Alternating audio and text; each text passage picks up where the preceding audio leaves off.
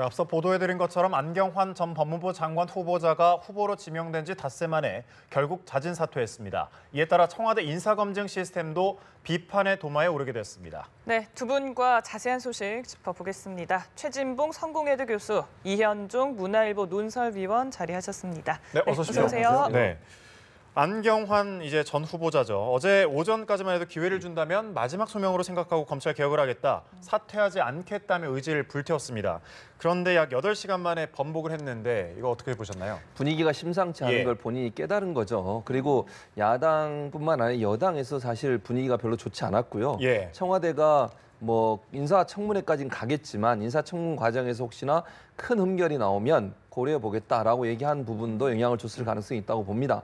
또 여론이 상당히 악화됐어요. 어제 사실 그 기자회견할 때 어떤 말이 나올지에 대해서 모든 사람이 집중을 했었는데 어제 내용이 충분하게 소명이 안 됐었고요. 해명이라고 내놨지만 그 부분이 사실은 국민들의 공분을 사는데 더 큰 기름을 붓는 그런 역할을 했다고 볼 수 있겠습니다. 네. 예를 들면 법무부 장관이고 당시에 그 사건이 있었던 당시에 법학도였는데 법을 어기면서까지 남의 도장을 위조해서 만들어서 그걸 가지고 혼인신고를 했고 그 혼인신고를 통해서 한 여성의 미래에 대해서 엄청난 피해를 준 거 아니겠습니까? 그것이 과연 법을 집행해야 되고 법을 관리해야 되는, 법 집행을 관리해야 되는 장관이 되기에 적합하냐 하는 부분이 큰 논란이 됐고, 또 한 가지는 여성계에서는 안경환 후보자의 그 여성 비하 발언, 이 문제가 상당히 크게 문제가 됐었고요. 여성계가 엄청나게 반발하고 있던 상황이었어요. 거기에다가 아들의 특혜 그 처리 문제, 아들이 학교에서 문제가 있었는데 그 문제를 처리하는 과정에 있어서 혹시 아버지와 어머니가 영향력을 행사한 게 아닌가 하는 그런 의혹까지 일어나게 되면서 안경환 후보자 입장에서 상당히 버티기 힘들었을 것이다. 또 본인이 청문 과정에 간다 하더라도 통과가 어려울 것 같은 그런 느낌을 받았을 가능성이 있어서 아마 스스로 자진 사퇴한 게 아닌가 하는 생각이 듭니다. 네. 말씀처럼 부정적인 이런 당청 기류라든지 악화된 여론을 감안한 그런 선택이었다고 봐야겠죠. 그렇죠. 아무래도 이제 본인의 문제를 넘어서 이제 아들의 가족의 문제까지로 좀 확산되는 국면에서 아마 본인이 빠른 선택을 좀 저는 한 것 같습니다. 왜냐하면 아들 같은 경우에 사실 이제 그 자율형 살인포 거기 다니면서 사실 이제 그 퇴학이라는 징계 처분을 받았지 않습니까? 근데 재심에서 사실 2주의 특별 교육으로만 감형이 됐어요. 근데 그거는 이제 본인의 어떤 그 탄원서가 뭘 영향을 미칠지 모르겠는데 비슷한 사안 관련해서는 사실 당시에 그 다른 학생 같은 경우는 퇴학 처분을 받은 학생도 있습니다. 근데 문제는 이 학생만 사실은 이제 퇴학 처분이 면제가 되고 됐는데 문제는 또 그런 걸로 해서 또 서울대 수시합격을 입학을 했습니다. 그러니까 수시 입학 같은 경우는 학생 종합부 성적이 상당히 이제 반영이 되지 않습니까? 거기에 만약에 징계 사항에 들어가게 되면 사실은 입학을 못 하게 되는 상황이거든요. 그럼에도 불구하고 이제 합격을 했단 말이죠.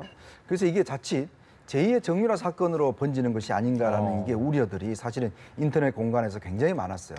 왜냐하면 사실 이 사실 자체가 만약에 학교 측에서 징계를 면해주고 그걸 토대로 해서 만약에 서울대 입학을 하고 또 이 학생이 이중국적자입니다. 사실 그 이중국적자가 또 얼마 전 그 안경환 전 후보자의 그 어떤 저서에서 굉장히 부럽다는 뜻이 이야기를 했어요. 너는 아메리카라는 조국이 또 있지 않느냐 이런 식으로 이야기를 해서 자칫 그 문제 자체가 오히려 어떤 면에서 보면 실제로 안경환 후보자 개인 문제 본인 문제보다는 더 확산될 가능성이 있는 측면들을 아마 청와대가 간파를 하고 조기에 일단 수습을 했는 것이 아닌가 이렇게 보여집니다.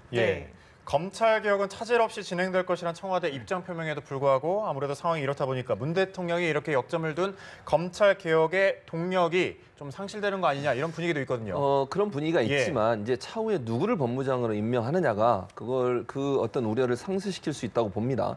검찰 개혁이라고 하는 것은 문재인 대통령뿐만 아니라 사실은 우리 국민들이 많이 요구하고 있는 부분이기도 해요. 우리나라 개혁 중에 뭘 많이 원하느냐고 물어보면 대다수의 국민들이 검찰 개혁을 얘기합니다. 그만큼 검찰이 권력기관으로서 제대로 일을 하지 못했던 부분에 대한 국민들의 어떤 불신이 크다는 걸 보여주는 것이고 그 문제를 해결하기 위해서는 검찰 개혁이 반드시 이루어져야 되는데 물론 이제 안경환 후보자가 사퇴를 하게 되면서 그 부분에 동력이 좀 떨어진 건 있지만 그럼에도 불구하고 차후에 그럼 누구를 법무장으로 앉히느냐가 또 다른 선명성을 보여줄 수 있는 기회가 된다고 봅니다. 지금 현재 이 지난번에 함화평에 올랐다가 결국 이제 다시 안경환 후보자가 지명이 되면서 뒤로 물러났지만 지금 현재 의원 불패라고 하는 게 있지 않습니까? 예. 지금 뭐 김현미 의원은 물론 지금 문제가 되고 있긴 하지만 나머지 3명의 의원들 같은 경우에는 청문회를 다 통과를 했어요. 예. 그렇다고 하면 문재인 대통령 입장에서 다시 의원 카드를 꺼낼 가능성도 전혀 배제할 수가 없다. 예를 들면 박영선 의원이나 박범계 의원 같은 경우는 예전에도 법무부 장관 후보로 한마평에 올랐었거든요. 예. 그래서 이 청문회를 통과하는 게 그렇게 힘들다고 하면 개혁적인 성향도 갖고 있으면서 청문회도 통과할 수 있는 두 가지 양쪽을 다 소화해낼 수 있는 인물을 찾게 되면 의원들을 등판시킬 가능성도 전혀 배제할 수 없는 상황이라고 볼 수 있겠습니다. 네, 차기 후보에 대한 이런 청와대 고민이 더 깊어질 것 같은데 그런데 이런 가운데 조국 민정수석에 대한 책임론이 거론되고 있습니다. 물론 뭐 허위 혼인신고까지 청와대가 알아야 했느냐라는 부분에 있어서는 좀 다양한 얘기가 나오지만 아무래도 부실 검증 책임은 피하기 어려워 보이는데 조국 수석의 그런 입지에도 좀 영향을 미칠 거라고 보십니까? 그러니까 이게 저는 참 좀 이해할 수 없는 측면들이 좀 몇 가지가 있어요. 왜냐하면 이런 문제 같은 경우는 사실은 이제 어떤 그 사람의 호적, 뭐 지금은 이제 가족 관계 등록부죠. 이런 것들을 좀 면밀히 살펴보면 사실 나올 수 있는 문제거든요. 그리고 이거는 사실 대법원에서 판결문만 구해다 보면 그 상황 자체가 자세히 설명이 되어 있습니다. 그러면 충분히 예를 들어서 간파할 수 있는 문제고, 그리고 안경원 후보자나 전 후보자가 기자회견 이야기했지 않습니까? 자기가 평생의 어떤 짐으로 갖고 있다고 이야기를 했잖아요. 자, 그러면 장관 후보자가 그런 평생의 짐에 가지고 있는 문제에 대해서 인사검증하고 있는 민정수석의 이야기를 왜 안 했을까요? 저는 분명히 안 했다라면 안경원 후보자가 문제인 것이고, 이야기했는데도 불구하고 넘어갔다면 지금 조국 수석이 문제겠죠. 사실 본인이 제일 인생에서 큰 문제라고 생각했던 어쩌면 숨기고 싶은 이야기였지 않습니까? 그러나 장관 후보자라고 하는 것은 모든 것들을 이제 국회에서 검증을 받아야 되는 상황인데, 물론 2006년도에도 이제 한번 검증이 있었죠. 그때는 사실은 이제 공개적인 청문회는 없었지만, 근데 그때 당시의 설명과 지금의 설명에 보면 저는 그게 조금 어이가 가진 게 뭐냐면, 당시의 설명은 혹시나 예를 들어서 그 여성분과 사실상 결혼을 했고 살았는데 그 여성분이 헤어지게 되면서 그런 걸 지워주기 위해서 좀 자기가 어떤 선의로 뭘 소송을 했다, 이런 쪽으로 이제 해명이 되는 것 같아요. 근데 지금은 기자회견에서 보면 정반대 이야기거든요. 오히려 자기가 그냥 여성 몰래 이제 그걸 기록을 했다는 것이 아니겠습니까? 그렇다면 그때 설명과 지금 설명이 분명히 다르다는 것이죠. 자, 그러면 청와대가 그러면 예전 설명을 기준으로 해서 그냥 넘어간 것이냐? 자, 그럼 조국 민정수석이, 왜냐하면 조국 수석의 지금 학교 은사지 않습니까? 참여연대 같이 했죠. 국가인권위 같이 했죠. 워낙 잘 알기 때문에 같이 아는 사람에 대해서 너무나 검증의 벽을 너무나 낮춘 것이 아닌가, 이런 문제가 제기될 수 있는 겁니다. 그렇기 때문에 과연 그러면 이 정도 되는 사안을 넘어갔다면 그럼 다른 사람의 과연 사안은 어떨 것인가? 지금 조대엽 후보자의 음주운전, 그다음에 임금체불 문제, 그다음에 김상곤 후보자의 지금 논문 표절 문제, 이런 것들을 과연 그러면 그냥 넘어가는 것에 대해서 조국 수석이 어떻게 이야기를 할지, 그런 측면으로 본다라면 이 검찰개혁뿐만 아니라 지금 인사검증만 해도 당장 지금 국회에서 나오라는 거 아니겠습니까? 예. 이 문제도 어떻게 할지 저는 상당히 정치적인 타격은 불가피하다고 봅니다. 예. 네. 앞서 이제 최 교수께서도 다음 법무부 장관 후보자에 대해서 의원 출신도 뭐 가능성이 있다, 이런 얘기를 해주셨거든요. 보시기에는 어떻게 될까요, 인사? 그러니까 지금 보면은 처음에는 이제 안경환, 조국 예. 두 어떤 쌍두마차를 이용해서 윤석열 중앙지검장도 임명을 했고 검찰총장도 이제 뭐 임명하고 하면서 이제 좀 검찰 개혁을 하려고 했는데, 예. 사실은 이제 두 카드 자체가 다 어떤 면에서 보면 도덕성과 어떤 신뢰성을 잃어버린 상황 아니겠습니까? 예. 지금 상황에서는 사실 조국 수석이 전면에 나오기도 어려운 상황으로 저는 됐다고 봐요.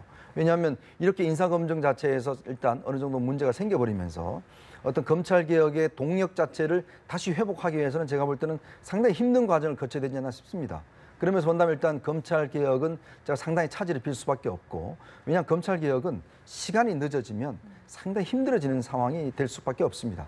그렇기 때문에 아까 말씀하셨지, 어느 정도의 좀 타협선, 예를 들어서 이제 의원 출신의 장관을 내고 예. 뭐 검찰총 임명하면서 조금의 어떤 기존에 가졌던 강력한 검찰 개혁보다는 조금의 후퇴, 이런 걸 선택할 것인지, 아니면 정말 예를 들어서 민변 출신의 재야 변호사를 임명을 해서 정말 오히려 더 강한 푸시를 할 것인지, 이건 아마 이제 문재인 대통령의 선택이 있을 텐데, 오히려 그렇게 했을 경우는 저항 자체가 더 심하지 않을까, 그리고 실제로 목표했던 검찰 개혁이 이루기가 상당히 힘들지 않을까라는 제 개인적인 전망을 좀 해봅니다. 예. 자, 지금 같은 상황에서 이제 강경화 후보자에 대한 청문 보고서 채택 시한 다가왔습니다. 청와대가 뭐 임명을 강행하지 않을까라는 예상이 좀 큰 것 같은데, 일각에서는 좀 전략 수정도 필요하다, 이런 지적도 나오거든요. 그럼에도 불구하고 대통령이 이제 엊그제 수석 보좌관 회의에서 그런 얘기 했지 않습니까? 강경 후보자 뭐 글로벌한 인재고 당당하고 당차고 이런 얘기도 하면서 임명권은 대통령이 있다 이렇게 못을 예. 박았기 때문에 제가 볼 때는 물러서지는 않을 겁니다. 그래서 강경화 후보자 카드는 반드시 임명할 것으로 저는 거의 100% 확신하고요. 다만 이제 그러고 나서 그러면 야당의 반발을 어떻게 그러면 협치로 바꿀 수 있을까 하는 부분은 심각한 고민을 할 거라고 생각이 됩니다. 물론 이제 여당 입장에서도 물밑에서 여러 가지 접촉을 할 것이고요. 강경화 후보자 같은 경우는 제가 볼 때 내일이나 모레 둘 중에 하루는 오늘이 마지막 날이거든요. 사실 네. 인사청문회 보고서 채택을 다시 해달라고 보내달라고 요청을 했는데 오늘이 마지막 날이기 때문에 오늘이 지나면 언제든지 임명을 할 수 있습니다.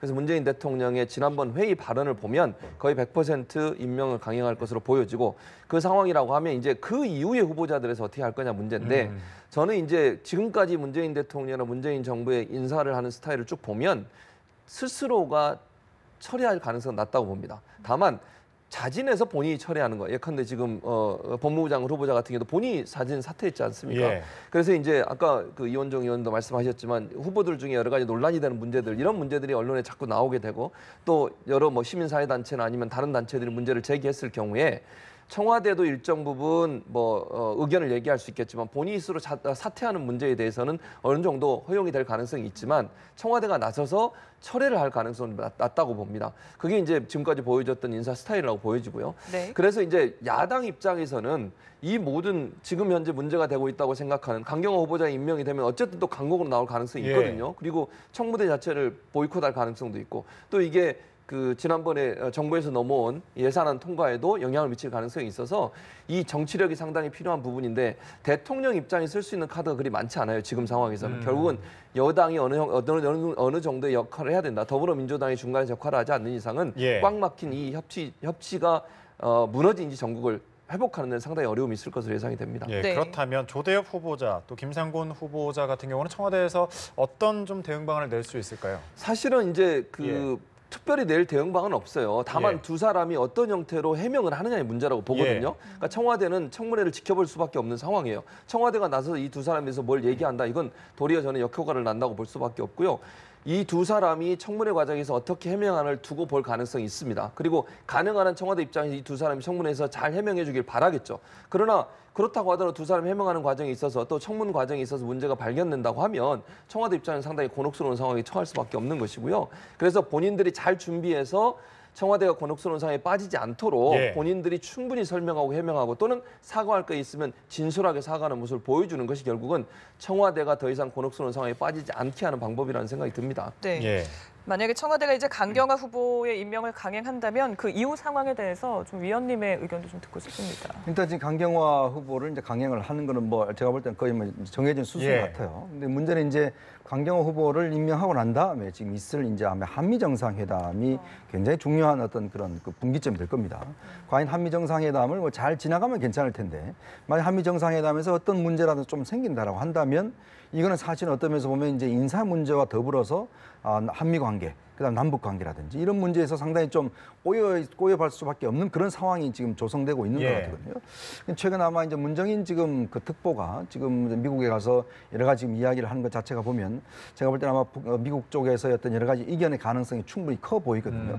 그러면서 볼 때는 저는 강경화 후보는 일단 임명된 거는 뭐 거의 기정사실 같은데 문제는 앞으로 있을 그 한미 정상회담 고비를 어떻게 넘기는가 이게 상당히 어떤 분기점이 될 것 같고 이제 그러면서 본다면 그걸 기점으로 해서 아마 야당의 재공세가 일어날 수 있는 가능성도 좀 충분히 엿보고 있습니다.